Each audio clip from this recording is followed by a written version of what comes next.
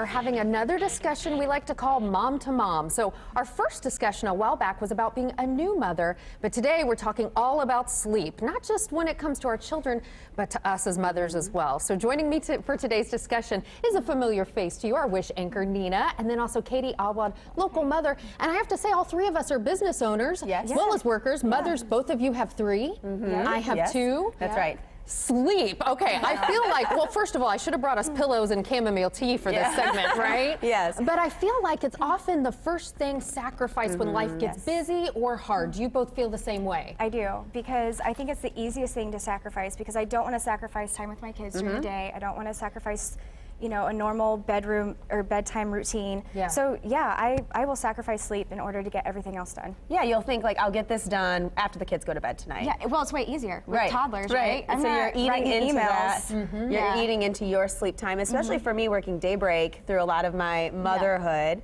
I've always wanted to tuck them in because I'm not there in the morning.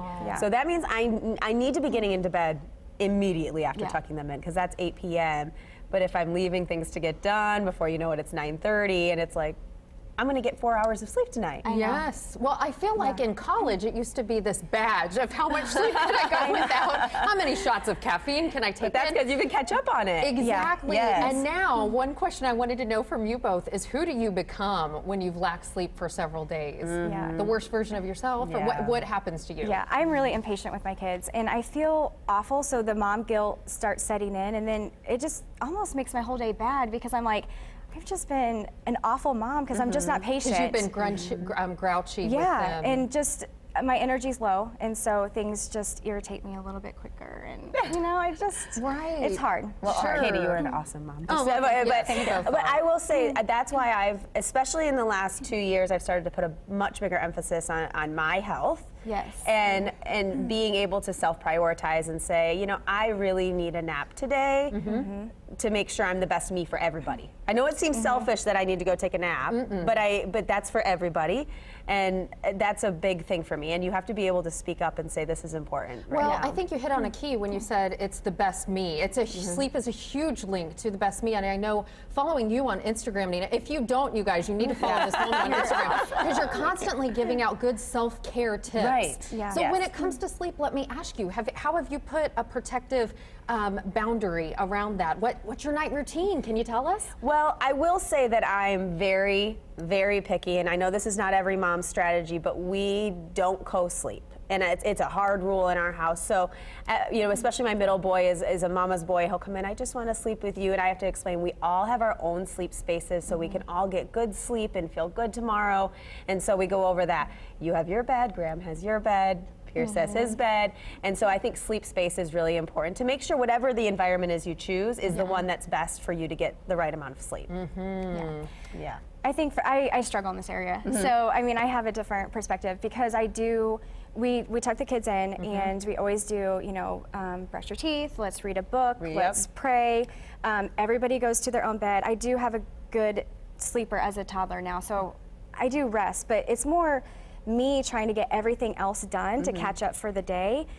So then I will. This girl can't stop starting businesses. I know. Well, I'm done. And depending on the time of year, too. I'm done. Well, and I mean, it's holiday weekend, you know. So I mean, this week is not a good example either of stress as a mom. You mentioned it's hard. You put the kids to bed, and then it takes you time to unwind. It's hard to get the hamster off the wheel. Yeah. So then I'm just mindlessly doing Facebook, and then you always find a good article to read, or you know, and then I'm just like, okay, it's 11 o'clock. I have to go to bed. Yeah. Well, Katie, earlier you mentioned a remedy to me that I found so interesting. Can you tell everyone what it is? So I started sleeping with a weighted blanket, and it was more, I bought one for my son who struggles with some anxiety, and so it really helped his sleeping.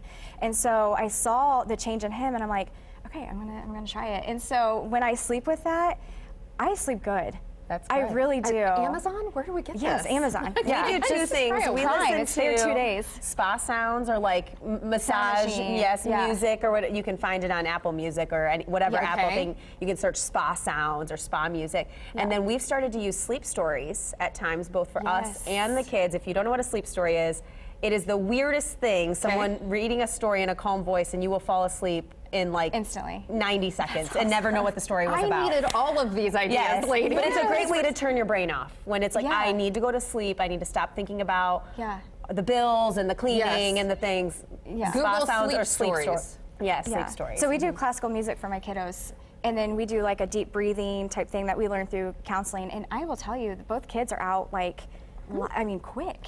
So it's worked not just for you, but for the whole family. Right. Yeah. I mean, it's been great. There are Better kids' sleep equals stories, happier yeah. people, right? Well, happier moms. Well, and we're finding, we were talking about this earlier, it's connected with increased immunity, gut health, brain health, anti-aging, just lots of things. Katie also made a great post about this on your Facebook page, and get on her page and friend her and see. And because I found so many of the things that moms had to say so interesting. Can you give me one that stuck out to you before we have to go? Yeah, well, I was really impressed with how many people were getting enough sleep. And their biggest thing was bedtime routines. And so I think if you don't have one that really sticks, then try to find one, because these moms are sleeping on my Facebook page. Good. I'm not. So I'm like, We feel even more guilty, right? Yes. Well, I found it really insightful, and I always find what other women are doing helpful to Yes. give me ideas. Yeah, so I absolutely. appreciate everything you both had to offer. You got to come back. I don't know what the next topic's going to be.